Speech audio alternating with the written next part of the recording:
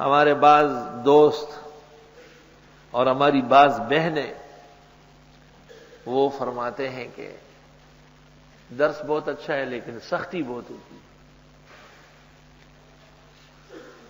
ہم کسی کو تیار کر کے لاتے ہیں، مولانا صاحب یہاں بارش برسا دیتے ہیں تو اس کو ٹھہرانا مشکل ہو جاتا ہے.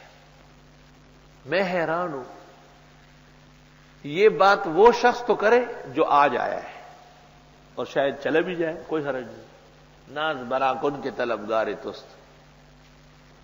لیکن جو لوگ مسلسل سنتے چلے آئے ہیں اور ان کو قرآن کا مزاج معلوم ہے، وہ یہ ارشاد فرمائیں کہ سختی بہت زیادہ ہے، ان کے حال پر مجھے افسوس ہے.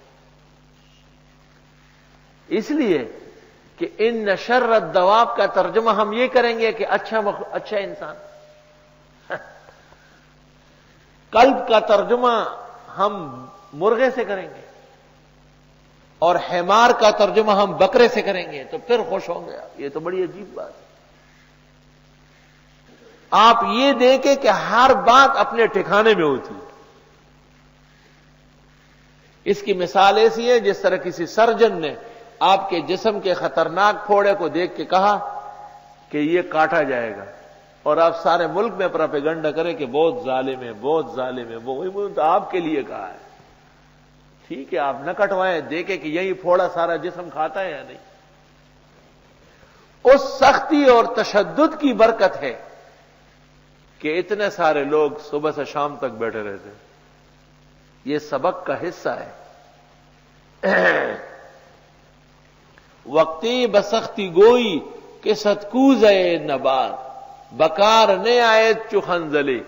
شیخ سعدی کہتے ہیں کہ کبھی سخت بھی بولا کرے، کیونکہ سالن میں آپ چینی نہیں ڈال سکتے ہیں، مرچ ڈالتے ہیں، نمک ڈالتے ہیں، تب جا کے وہ چٹپٹا ہوتا ہے. آج دوپہر کو جو سالن آپ کے ہاں پک رہا ہے اس میں آپ چینی ڈال لیجیے، پھر تماشا دیکھ لیں.